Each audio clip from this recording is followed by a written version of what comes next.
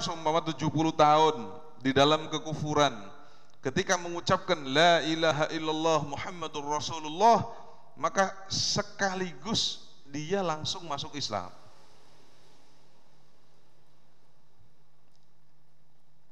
Tapi sekarang ada pemikiran aneh, orang yang dari lahir la ilaha illallah, yang dari lahir dia seorang muslim, tapi karena ada ucapan-ucapan tertentu di momentum-momentum tertentu, maka ucapan la ilaha illallah tersebut mengeluarkan seseorang dari muslim. Kan aneh. Ini faham semacam apa begini? Ada orang tahlilan, musyrik, bid'ah, keluar tinakah Islam. Kan repot. Paham ya? Padahal itu kalimat yang sakti. Sampai saktinya semua dosa-dosa yang dia kerjakan sebelum Islam dihapus oleh Allah Subhanahu wa taala. Kewajiban-kewajiban yang dia tidak laksanakan semasa kafir dimaafkan oleh Allah Subhanahu wa taala. Makanya ini kita bicara agak luas. Saya itu tipikal seperti apa yang diceritakan oleh Imam Syadzili. Ya. Jadi istighfar dulu atau baca la ilaha illallah dulu? Di kebanyakan yang tahlil di sini sok istighfar heulanya. Memeh tahlil, memeh la ilaha illallah, sok istighfar heula teh. Istighfar, ya itu bagus. Mereka beranggapan kalau istighfar itu kalimah thayyibah, istighfar itu kalimat yang bagus, maka tidaklah patut diucapkan kecuali dari orang yang bersih. Makanya istighfar dulu, bagus. Tetapi saya nggak cocok. Saya lebih cocok la ilaha illallah dulu baru istighfar. Istighfar itu artinya minta maaf. Sementara ketika kita mengucapkan la ilaha illallah, terkandung di dalamnya makna istighfar. Buktinya apa? Ada orang 70 tahun dalam kemusyrikan, begitu mengucapkan la ilaha illallah, kemusyrikan itu dimaafkan oleh Allah Subhanahu wa taala. Berarti di dalam la ilaha illallah ada nilai istighfar. Paham ya? Ini apa yang diucapkan oleh Imam Syadzili. Kemudian istighfar itu berlaku bagi siapa? Bagi orang yang sudah beriman. Istighfar itu berlaku bagi orang yang sudah beriman. Bagi orang yang sudah mengucapkan la ilaha illallah. Kalau orang ini belum mengucapkan la ilaha illallah, kemudian kita istighfar untuk mereka, gimana? Boleh nggak? Nggak boleh. Makanya dalam Al-Quran, sawaun istaghfarta lahum am lam tastaghfir lahum. Kamu mau minta maaf untuk mereka atau nggak minta maaf untuk mereka, nggak punya efek.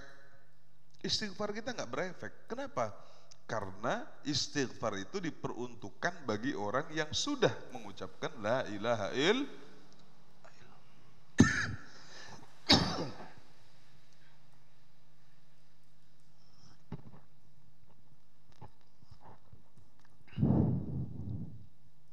Makanya saya cocok kalau tahlil itu tahlil dulu, baca la ilaha illallah dulu, baru istighfar.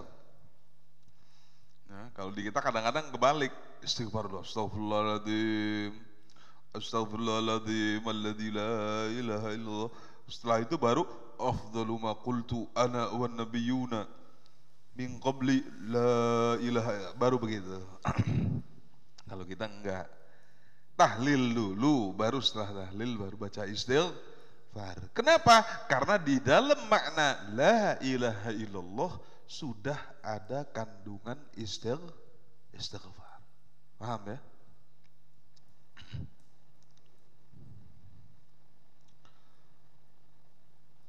Nah, kemudian artinya kalau seumpama ada orang yang berada di dalam kemusyrikan, begitu masuk Islam, apakah dia wajib mengqadha sholat yang dia tinggalkan selama itu? Tidak. Sebagai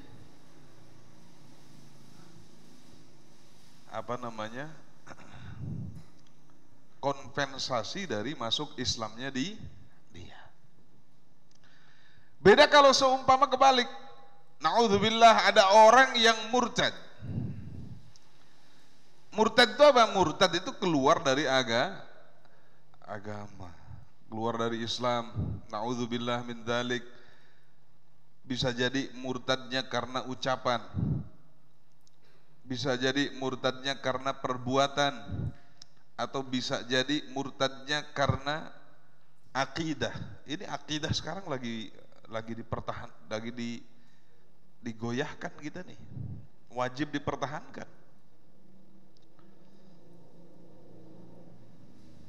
Apalagi di masa pandemi ini, justru orang lebih percaya sama dokter daripada sama Allah. Kita percaya sama dokter wajib, karena mereka yang lebih tahu. Tetapi jangan sampai kepercayaan kita kepada dokter mempengaruhi kepercayaan kita kepada Allah. Paham ya?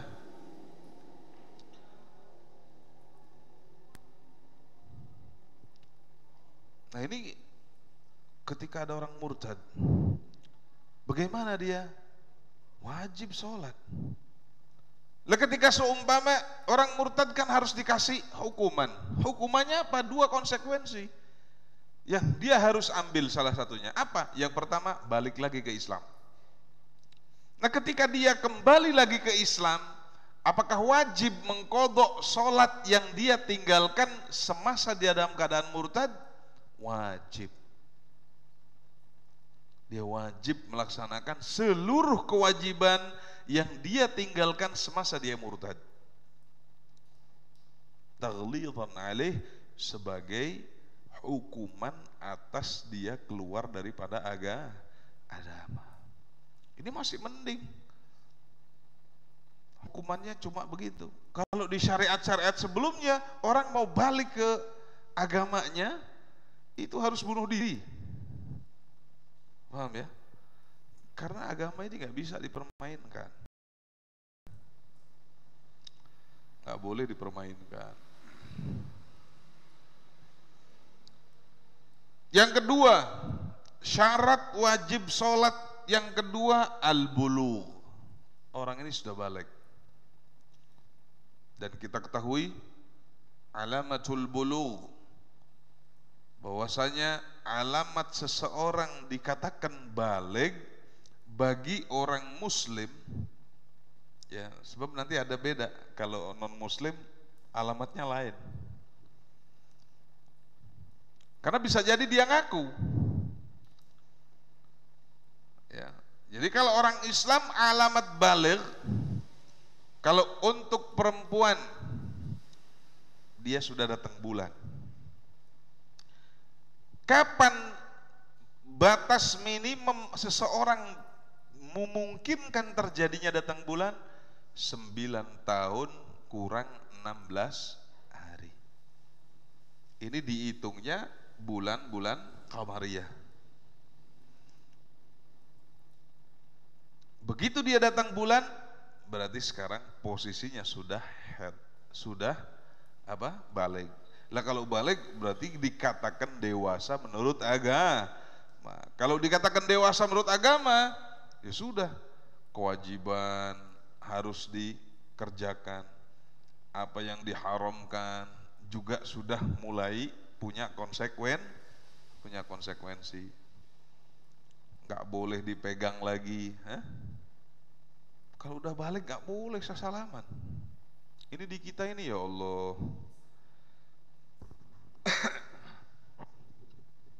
Ada satu maksiat yang sudah mewabah di kita ini. Hampir semua orang melaksanakan itu. Apa? Megang tangan perempuan. Ya, salaman dengan perempuan. perempuan. Haram. Bahkan di dalam hadis yang diriwayatkan oleh Ibnu Majah, Rasul sallallahu alaihi wasallam beliau mengatakan la ayyut'ana ar-rajul bimihyatin min hadid aula lahu min ayyamassa imra'atan la tahillu lah atau kama qala. Sesungguhnya seseorang ditusuk pakai besi panas dari api neraka, kepalanya ditusuk, itu lebih bagus dan lebih ringan daripada dia memegang perempuan yang belum halal. Jadi kita harus tahu ada hukum, ada konsekuensi hukum. Hukumnya apa? Haram. Memegang perempuan yang tidak ada ikatan mahram dengan kita, haram. Konsekuensinya apa? Batal wudu.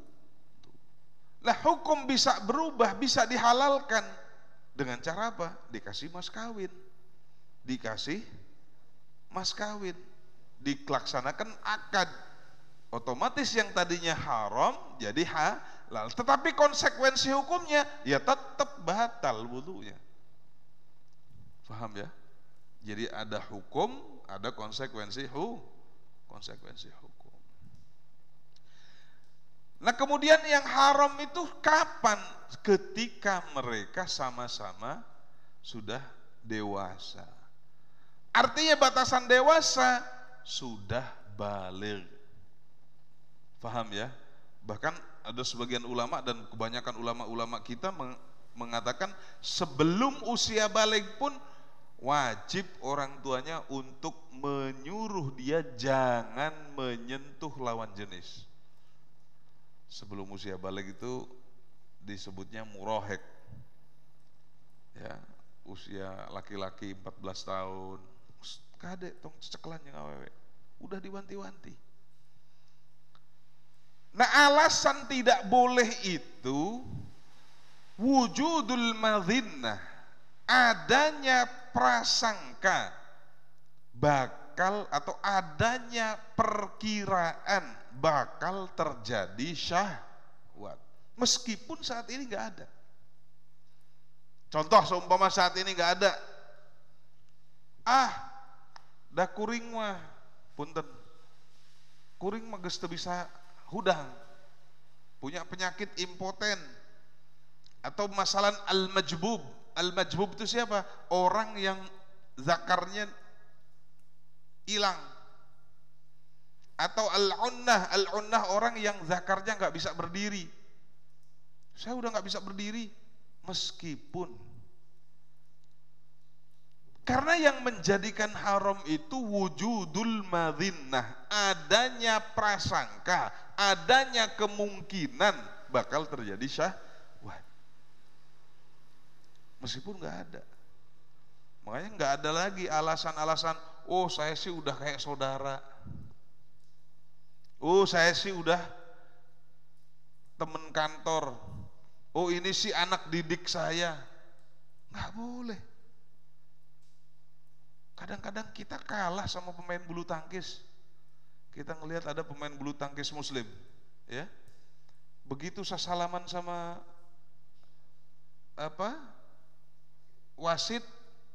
wasitnya perempuan, dia nggak berani. Ya Allah, ini atlet loh. Ente atlet bukan kok mau salaman sama perempuan? Hah? Ya, jadi ini penting. Ini sudah jadi omul balwa. Di kita Masya Allah ipar saling salaman. Orang-orang yang tidak ada ikatan mahram dengan kita nggak boleh. Sepupu sesalaman. Hah? Osok tara. Hah? Katanya atuh udah kalau tuh sesalaman tadi disebutnya sombong. Emang sombong dari sesalaman? Sombong, ramah tamah, itu diukurnya bukan dari sesalaman ya akhi, tapi diukurnya dari tabassum, wajah kita. Itu yang akan mengukur. Kita nggak perlu sesalaman, tapi setiap ketemu kita tanya kabar. Neng, saya sehat, keluarga sehat. Komode pun bari mere duit. Bising tegaduh jang jajan ya. Itu akan lebih jauh ramah daripada orang nusa salaman bari teu naon. Jadi ramah tamah itu adanya bukan di sasalaman, tetapi di nanya kabar. Ucapkan salam, nanya kabar, bagaimana orang tuanya, bagaimana keluarganya, ada yang bisa dibantu apa tidak, begitu. Di kita enggak, ya Allah. Periparan, ya, periparan itu dengan saudaranya istri kita, saudaranya suami kita, nggak boleh, paham ya? Dengan ponakannya saudara istri kita, nggak boleh salaman. Tetapi itu pun tidak mengurangi, tidak boleh mengurangi sopan santun. Pokoknya satu maksiat di Indonesia yang sudah menyebar di mana-mana, bahkan di kiainya kadang-kadang. Kiai sesalaman jeung awewe. Naon urang mah da geus teu ngaceng. Hah? Bukan masalah ngaceng dah. Lamun masalah ngaceng ente megang tembok aja nggak boleh. Ini ada tembok, kemudian begitu tembok dipegang langsung syahwat, nggak boleh. Megang motor dikirana syahwat, ya repot, nggak boleh. Paham ya? Jadi ini saya selalu mengkampanyekan ini, kenapa? Karena sudah menjadi tradisi yang sulit untuk dihindarkan. Makanya ku Allah dikasih corona. Hah? Di omongan ku agama sudah enggak mempan, akhirnya Allah kasih corona.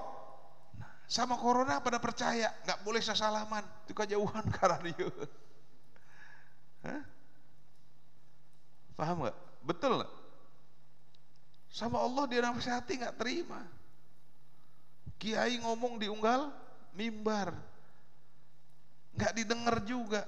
Akhirnya Allah udah saya kasih corona deh, biar nggak pada salaman. Akhirnya di mana-mana ditulis dilarang bersalaman. Hah? Dan ternyata subhanallah nurut sama corona. Mudah-mudahan kita doain betah aja coronanya. Hah? Mau betah apa mau hilang corona? Mau hilang, ya kerjakan apa yang diperintahkan Allah. Dan sebenarnya untuk menghindari corona ini kita sudah diperintahkan sama Allah. Ya, PSBB. Apa itu PSBB? Hah?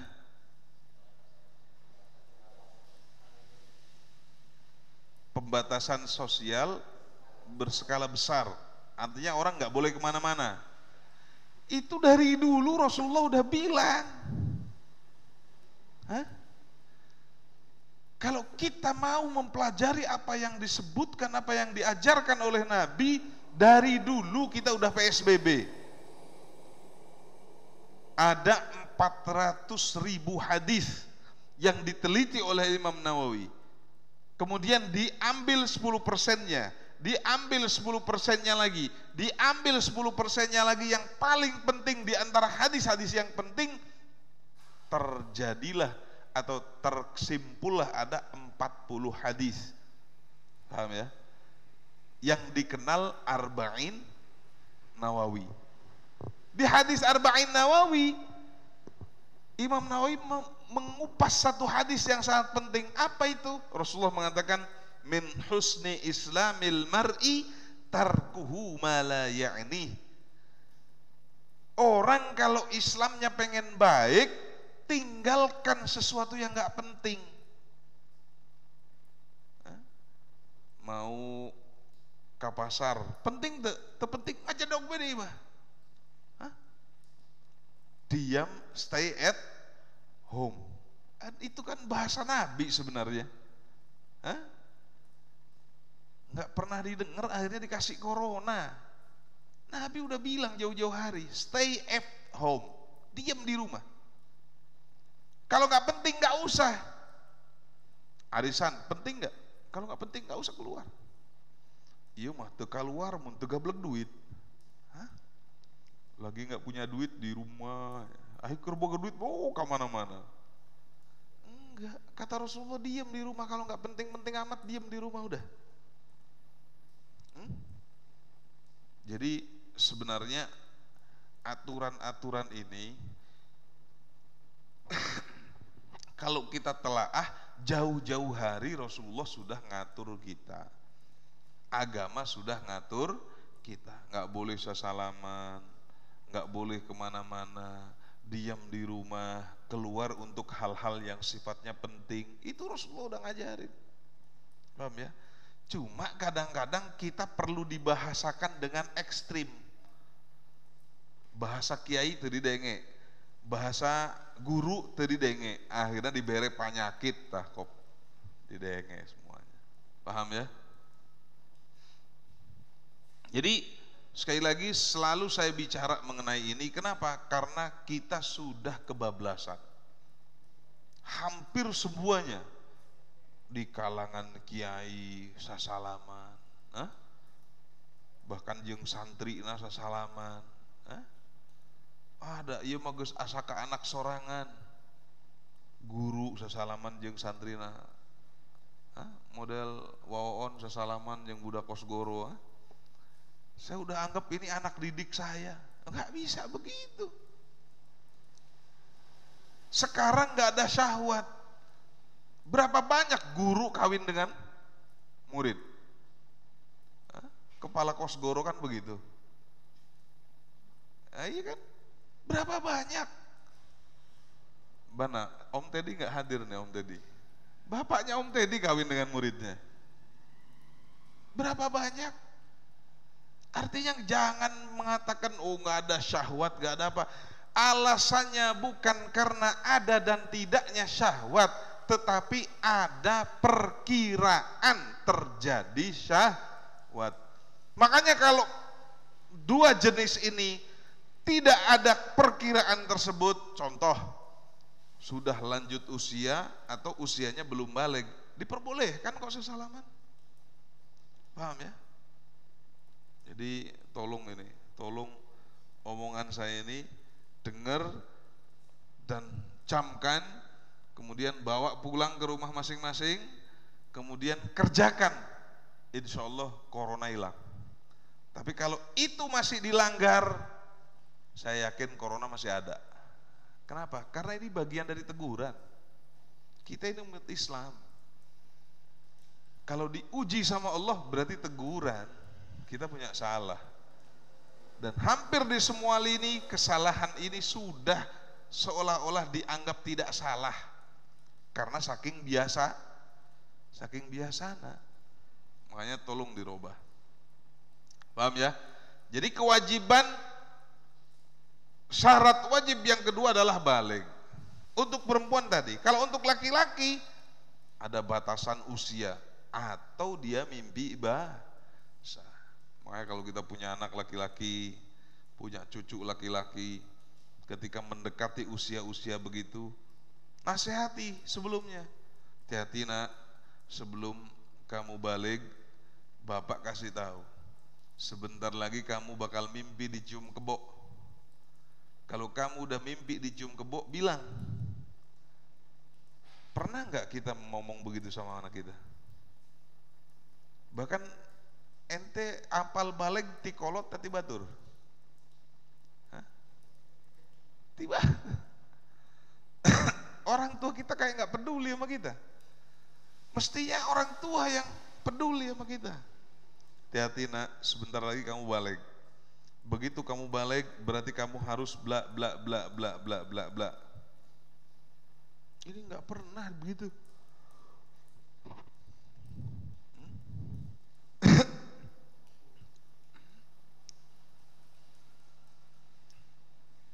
Jadi kalau anak yang belum baligh, anak kecil, nggak wajib dia sholat. Meskipun usianya sudah mumayyiz. Artinya mumayyiz usianya sudah di atas 7 tahun. Dia belum kewajiban. Tetapi ada perintah bagi orang tuanya untuk menyuruh dia ketika masuk usia 7 tahun. Ingat ya, ini saya ajak mikir.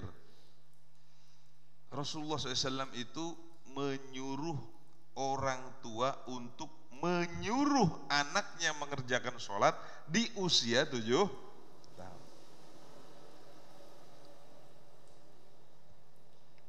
Jadi di usia di bawah 7 tahun jangan disuruh-suruh. Sekarang kan enggak, anak kecil disakolakun. Di sekolah dititah sholat duha, dititah sholat duhur, dititah sholat asar. Waduh, ini kira-kira lebih pinteran Kanjeng Nabi apa pinteran guru? Nanti kita akan buka hikmahnya. Nih begini. Kenapa Rasulullah SAW itu menyuruh orang tua untuk menyuruh anaknya mengerjakan sholat di usia 7 tahun? Kenapa? Karena di bawah 7 tahun proses belajarnya dia dengan cara bermain. Proses belajarnya dia dengan cara modeling, mengikuti orang tuanya.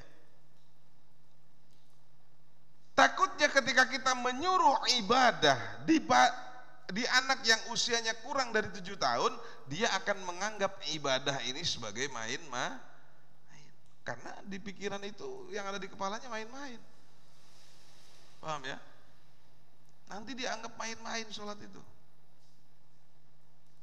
Ada anak 5 tahun disuruh puasa, yang isukan mau puasa sampai bedug. Akhirnya yang ada di kepala dia, oh puasa itu mainan ya. Makanya udah gede di rumah puasa, nyampe sekolah makan di belakang sekolah. Banyak gak yang begitu? Hah? Banyak gak? Dari rumah nih puasa, kuliah, di kuliah malah di kantin dahar. Ke sekolah, di sekolah di tukang keur dahar cilok. Kadang-kadang di kantin belakang keur ngararokok. Kealaman tuh? Kealaman. Kenapa? Karena kita didoktrin waktu kecil begitu. Puasa sampai bedug, berarti bedug menges. Jika si cepot kan begitu. Kuring mah aitep naon puasa teh teu kuat teh ku ngarokok cenah. Ai geus lohor teh teu kuat ku ngarokok. Da idahar mah geus tadi jam 11. Nah, ini kesalahannya itu. Karena kita mendoktrin anak bahwa puasa itu sampai bedug. Atut kan menuju dilatih. Nanti sudah gede baru kita dari bedug ke asar, dari asar ke maghrib. Pertanyaannya, dari 3 fase ini kira-kira mana yang masuk di otak anak? Kita kan nggak tahu. Coba yang masuk di otak anak ini yang bedug, berarti dia akan menganggap ibadah itu main-main. Makanya subhanallah, agama mengatur sedemikian rupa. Paham ya? Quran yang usianya di bawah 7 tahun nggak boleh dikasih Quran, nggak boleh disuruh sholat, nggak boleh disuruh puasa. Kenapa? Takutnya itu dibikin mainan. Tunggu sampai usia 7 tahun baru kita suruh. Makanya cek urang mah pinteran zaman baheula jeung zaman ayeuna teh. Coba saya mau nanya Pak Haji Muhyiddin nih, kepala sekolah. Pak Haji Muhyiddin dulu TK enggak? Tapi juga pinter geuning jadi kepala sekolah. Hah? Nih Faon nih, dulu TK enggak? Tapi kok pinter? Tapi ya itu sayang juga, udah pinter karena oon ya, repot. Hah? Kang Erik sekolah enggak? TK enggak? Ya, jadi guru juga kan? Artinya bener orang dulu usia 7 tahun masuk SD. Bahkan dulu itu biasanya enggak dilihat 7 tahun apa enggak. Yang penting telinganya bisa kepegang begini udah masuk SD dah. Anu gitu. Nya paralinter budakna. Paham ya? Jaradi orang semua. Andai dia nggak ngajar pun dia mampu untuk bertahan hidup di era sekarang, kan begitu. Coba orang-orang sekarang sekolah dari PAUD ke TK sampai lulus kuliah, begitu kuliah nggak dapat kerja, ujung-ujungnya bunuh diri, nggak siap untuk hidup dengan tantangan zaman. Kalau orang dulu nggak ada begitu, paham ya? Dia siap, nggak bisa makan, orang bisa nancapkan tatangkalan jadi, nggak bisa kerja, orang bisa tambal ban jadi, itu orang dulu siap untuk bertahan hidup. Terbukti kalau metode dulu lebih bagus, paham ya?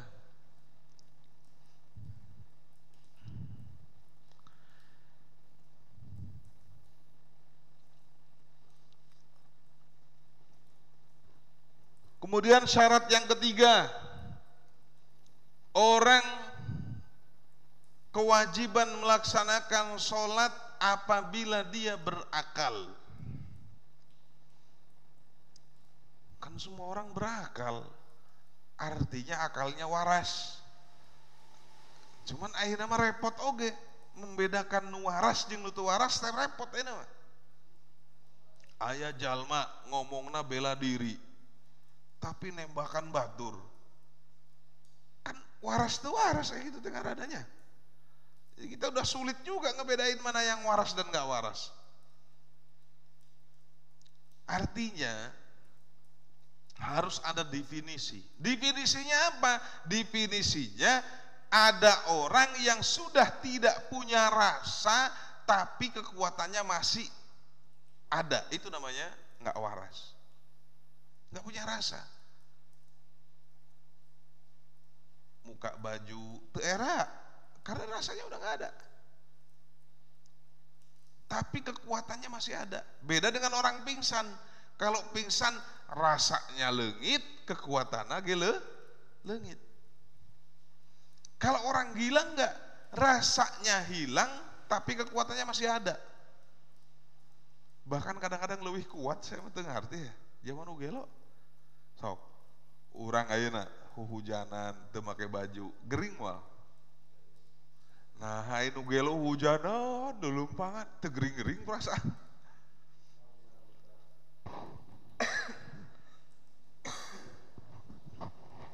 Nggak ada ceritanya ada orang gila meriang di pinggir jalan. Hah? Aya tuh.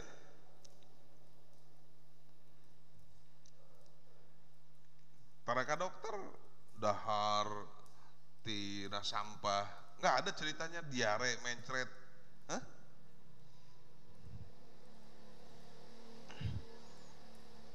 Ketika orang ini berakal, definisi orang berakal apa? Rasanya masih ada, kekuatannya masih ada. Boga rasa malu, boga rasa sakit, boga rasa, semua rasa itu dia punya. Makanya lamun ayeuna aya jalma teu boga rasa era, geus salah tapi embung disalahkeun, nu gelo nu kitu mah. Hah? Ada orang salah gak mau disalahin, berarti udah gak punya rasa malu. Gak punya malu sama jabatan, gak punya malu sama sumpahnya dia, gak punya malu sama kerjaannya dia, gak punya malu sama warganya dia, gak punya malu sama rakyatnya dia. Berarti nukie udah hilang rasa. Dan sekali lagi, orang yang hilang rasa siapa dia? Orang gila, paham ya? Ini saya nggak bicara perorangan, tapi saya bicara definisi. Syaratnya orang sholat adalah yang berakal. Siapa orang yang berakal? Orang ini masih punya rasa dan orang ini masih punya kekuatan. Kalau punya rasa, rasanya sudah nggak ada, tetapi masih punya kekuatan, namanya orang gila.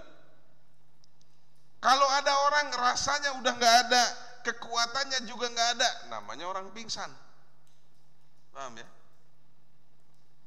Maka tinggal dilihat, aya jalma ngabohong we, Janji 5 tahun, 3 tahun nyapres. Hah? Janji A tibulna B, janji B ngomongna C, tepuk lah. Nggak punya rasa malu, berarti nu gitu nuge orang gila begitu. Paham ya? Siapa yang bilang? Definisi kita, bukan saya yang ngomong.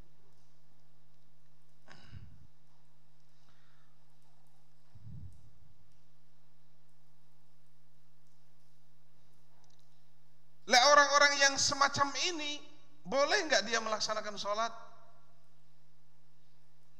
Nggak wajib melaksanakan sholat, artinya sholat nggak nerima. Lah kalau dia sembuh, apakah wajib mengkodok sholat-sholat yang ditinggalkan semasa dia gelok? Nggak wajib mengkodok. Paham ya?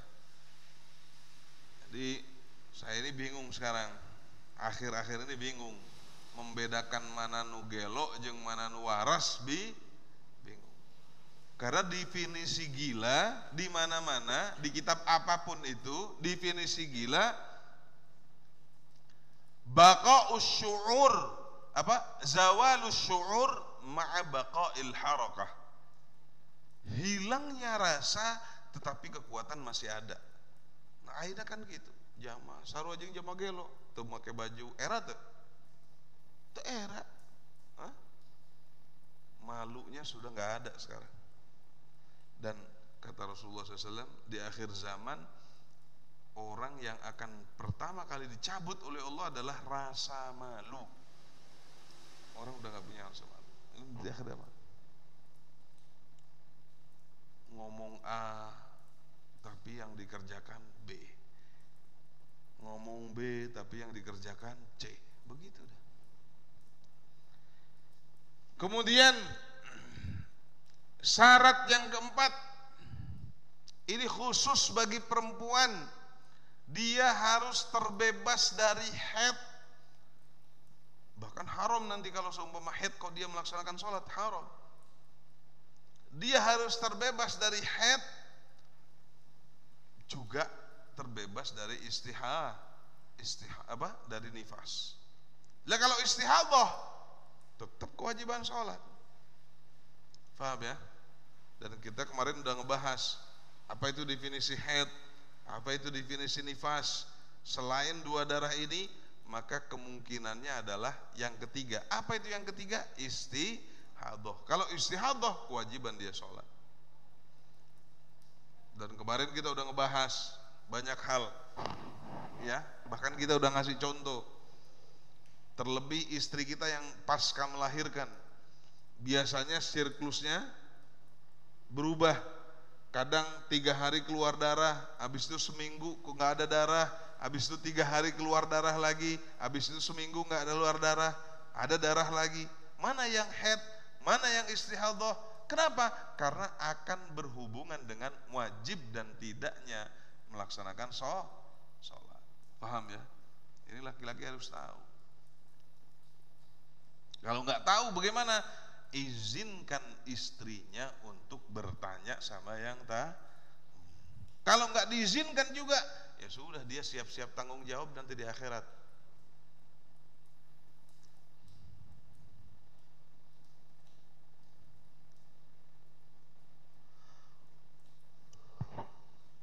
Kemudian berikutnya, syarat berikutnya, bulughud da'wah. Dia sudah pernah ada orang yang menyampaikan mengenai sholat kepadanya. Andai dia seumpama lahir di hutan, di pegunungan yang jauh dari ustadz, wajib gak dia sholat? Gak wajib. Nah, orang tanya, aya kewajiban sholat. Belum nyampe dakwatul Islam. Lah kalau ada orang dulunya begitu, kemudian setelah ada dakwatul Islam, apakah dia wajib qadha? Ini khilaf ulama. Imam Romli mengatakan nggak wajib. Kalau Imam Ibn Qasim mengatakan wajib qadha.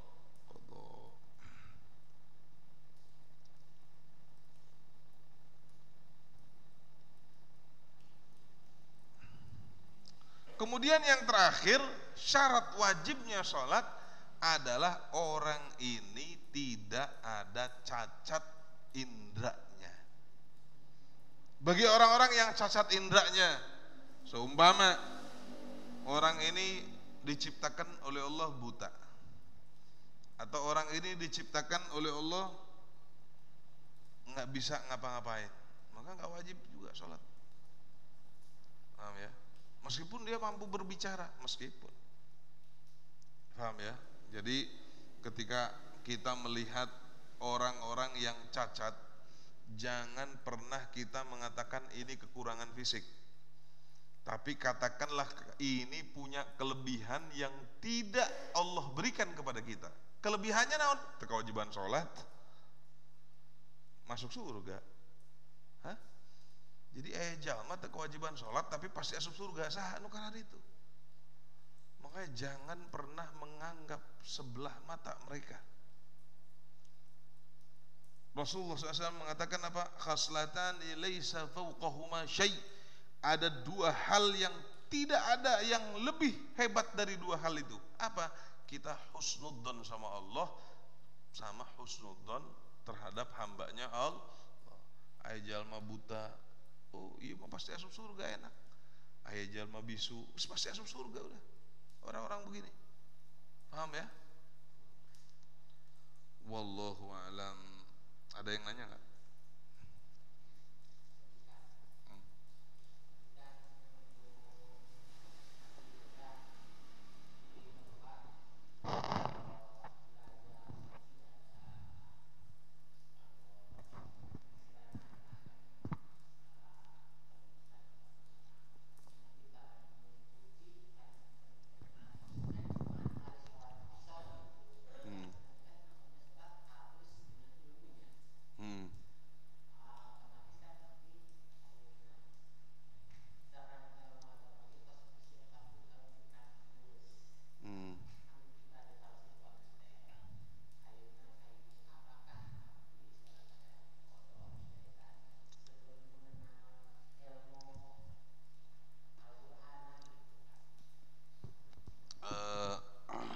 Sebenarnya kalau kita bicara hukum ya, kita bicara hukum, yang jelas hukum dan anugerah Allah dan rahmatnya Allah itu berbeda. Rahmatnya Allah jauh lebih luas daripada ilmu kita, jauh lebih luas daripada dosa kita. Tapi kalau bicara mengenai hukum, orang yang bodoh itu dimaafkan oleh agama. Orang yang bodoh atau orang yang tidak tahu itu dimaafkan oleh agama. Nah, cuman permasalahannya siapakah orang yang bodoh ini? Orang yang bodoh ini hanya ada dua kriterianya. Yang pertama, awwalu ahdin bil Islam, orang yang baru masuk Islam. Yang kedua, orang yang lam tablughu da'wah atau nasya'a fi ba'idatin 'anil ulama, yang tumbuh jauh daripada ulama. Tapi kalau orang bertetangga dengan ustadz, bertetangga dengan pengajian, kok dia masih bodoh, maka kebodohannya itu tidak dimaafkan oleh Allah. Andai sholatnya tidak memenuhi standar, maka harus diqodho, karena bodohnya itu tidak dimaaf. Nah terus bagaimana ngodoinnya? Orang aina orang umur sekian, berarti dari usia 15 tahun. Ngodoana santai bae bro. Santai bro.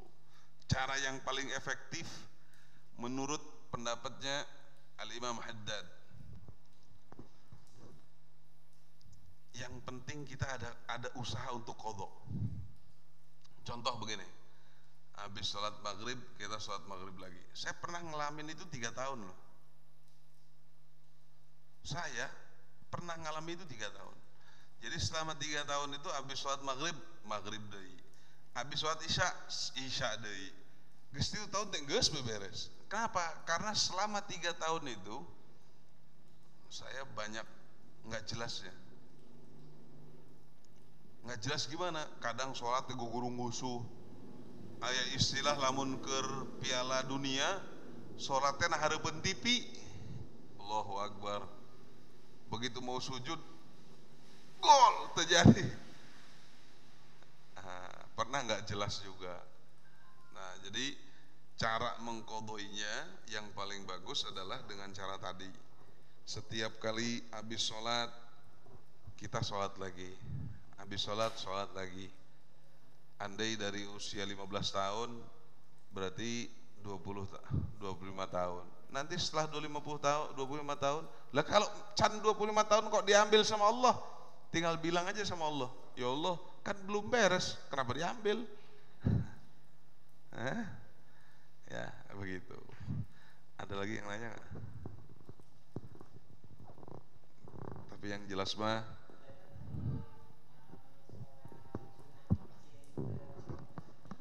nggak masalah. Bahkan ada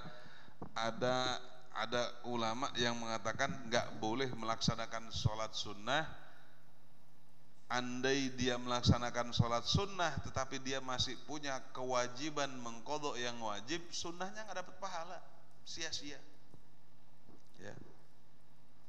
Jadi gunakanlah waktu itu untuk sholat wajib. Jadi kalau di masjid bagaimana? Habis isya, sholat itu 4 rakaat deh, pura-pura ba'diyah deh. Pura-pura ba'diyah 4 rakaat.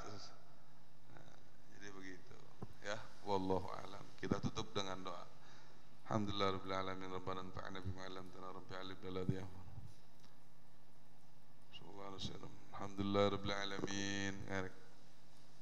Ini mohon maaf saya lagi kurang enak badannya, jadi nggak fokus.